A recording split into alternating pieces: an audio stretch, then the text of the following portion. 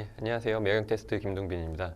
자, 우리 지난 시간에 최고 가격제까지 강의를 해드렸고요. 그 다음에 이제 바로 이어서 우리 최저 가격제 한 다음에 이제 약간 그 어려운 개념일 수도 있는 이제 선호 공리로 넘어가도록 하겠습니다. 자, 최저 가격제는 우리 지난 시간에 학습하셨던 최고 가격제의 정반대라고 생각하시면 됩니다. 자, 일반적인 경우 보시는 것처럼 우하향하는 수요 곡선 이렇게 있을 수 있겠고 우상향하는 공급 곡선 있겠죠.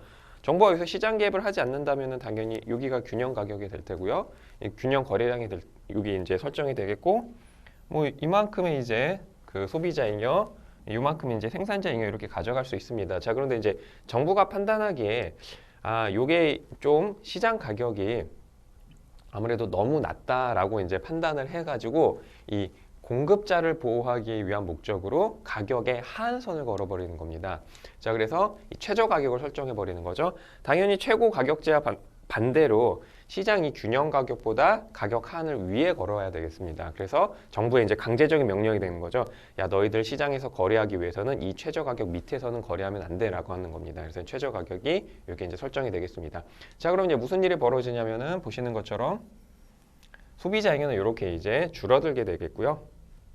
그 다음에 이제 당연히 거래량도 이제 Q0에서 이제 Q1으로 급감하게 되겠습니다. 그리고 이제 반대로 공급자들의 잉여가 되겠습니다. 공급자들의 잉여는 보시는 것처럼 요 삼각형 면적으로 바뀌게 되겠고, 그 다음에 이제 당연히 시장 가격이 이제 요 가격이 된 겁니다. 시장 가격이 요 가격이 됐기 때문에 수요량은 이렇게 되지만 공급량은 이렇게 돼서 보시는 것처럼 초과 공급이 발생하게 되는 것까지도 이제 확인 가능하실 수 있겠습니다. 그리고 이제 다 아시는 것처럼 요 삼각형 면적이 이런 정부의 강제적인 시장 개입, 최저 가격제로 인한 사회 후생 손실의 크기다라고 이제 이해를 하시면 될 것 같습니다. 자, 그럼 이제 다시 좀 이제 다른 걸로 좀 바꿔가지고 요거 좀 정리한 챕터가 될 것 같습니다. 아까 이 그림은 똑같고요. 요 그림이랑 똑같고요. 자, 이제 정리한 내용이겠습니다.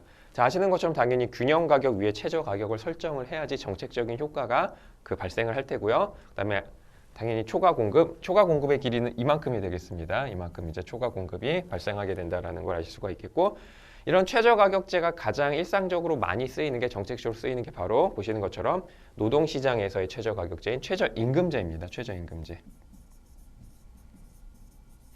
이제 최저임금제에서 노동시장에서는 공급자가 누가 되겠습니까? 바로 구직자들이 되겠죠. 구직자들이라든가 이제 노동을 제공하는 노동자들을 보호하기 위해서 정부가 이제 최저임금제를 시행합니다. 그래서 보시는 것처럼 균형임금은 이만큼이지만 시장에서 이제 최저임금을 이렇게 설정해 버리게 되면은 노동의 공급은 늘어나는데 노동의 이제 수요가 되겠죠. 노동 수요량, 즉 고용량이 되겠습니다. 고용량을 이렇게 다소 감소해서 노동시장에서 초과 공급인 실업이 발생할 수 있는 거는 어쩔 수가 없습니다. 그래서 최저임금이 너무 과도하게 인상된다면 이렇게 실업이 더 커지게 되는 이런 일종의 부작용 같은 것들도 현실에선 당연히 이제 목격이 될 수밖에 없습니다.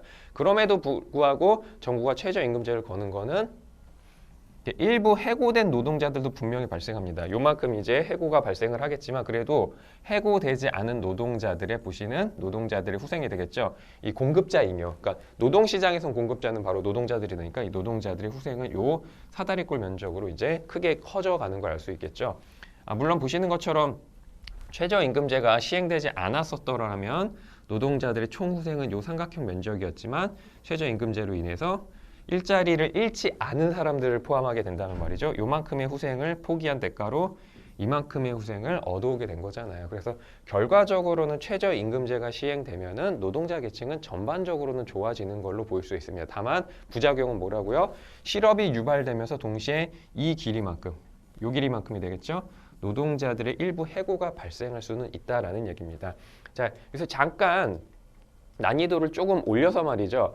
이 노동 수요 곡선이요. 그러니까 최저임금제로 국한해서 말씀을 드립니다. 노동 수요 곡선이 상당히 가파른 경우라면 어떻게 될까요? 혹은 노동 수요 곡선이 완만한 경우라면 어떻게 될까요? 그거 잠깐 그림으로 나타내 보도록 할게요.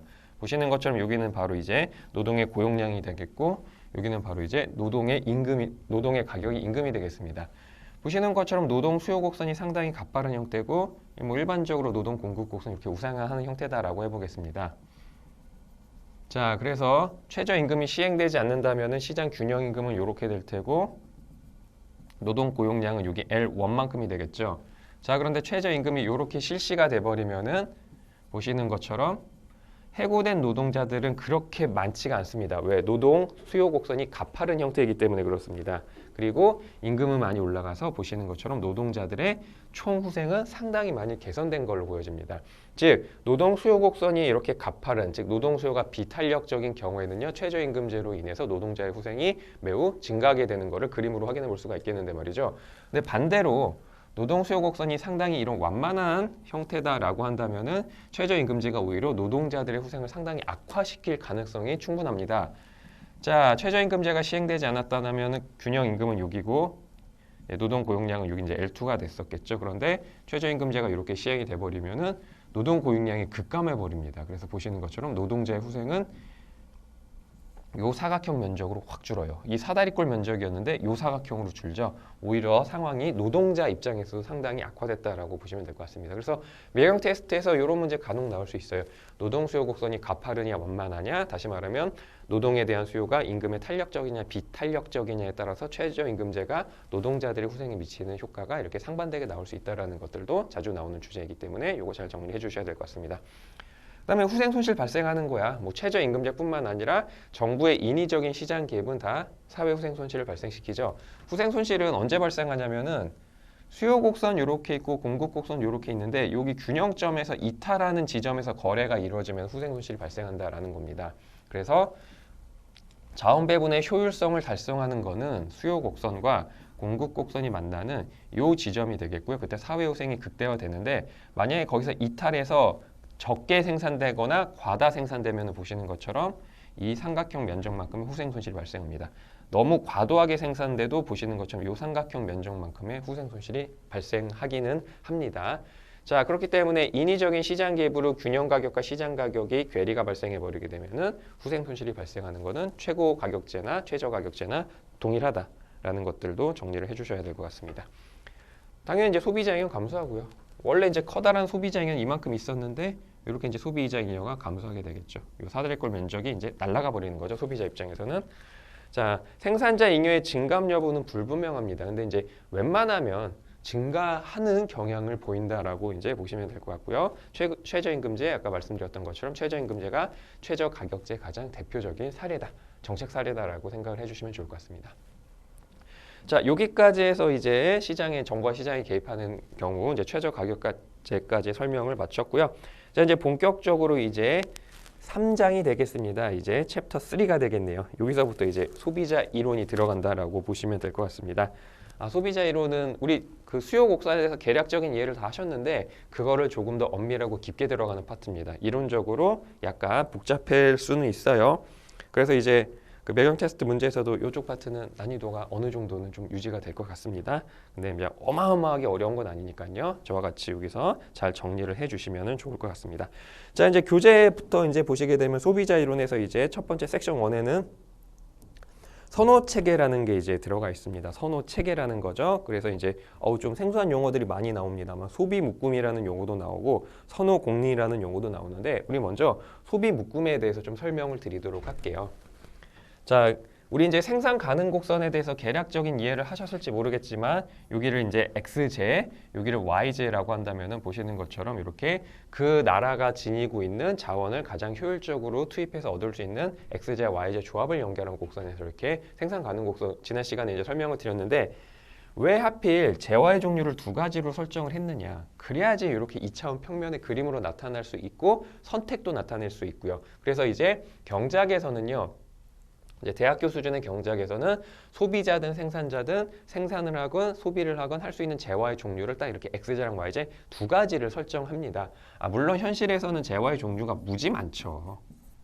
엄청 많죠. 혹시 고등학교 때 벡터라는 거 들어보셨는지 모르겠는데 저도 이제 문과 출신이어서 저기까지 공부 안 했는데 경제학과 가니까 이제 그걸 막 가르치더라고요. 막 벡터라든가 막 선형대수라든가 이런 걸 해가지고 아주 고급 수학에서는요, 고급 경제학에서는 재화의 종류를 수십 개로 늘려서 분석할 수도 있습니다만은 그러면 문제가 되게 어려워지겠죠. 그래서 문제를 편하게 내기 위함도 있겠고요. 좀 단순하게 이해하기 위한 편의를 위해서 재화의 종류를 이렇게 X제랑 Y제 두 가지만 존재한다라고 이렇게 가정을 합니다. 자, 그럼 소비 묶음은 뭐냐면 자, 이제 소비자들은 X제를 소비할 수도 있고 Y제를 소비할 수도 있는데 뭐 예를 들면 얘를 빵이라고 하고 얘를 우유라고 합시다.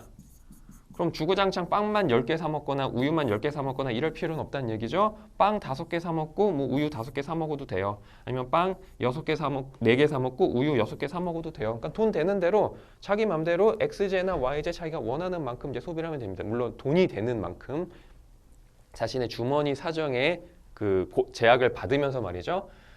그러니까 어떤 소비자가 내가 뭐 빵을 4개, 우유를 6개 사 먹었다라고 하면은 요거 좌표가 하나 찍히잖아요. 4, 6이라는 좌표. 그 좌표를 여기다 딱 찍으시면은 요게 바로 소비 묶음입니다. 소비 좌표를 말해요. 그래서 톰이라는 소비자가 나는 요 A점에서 소비를 해라는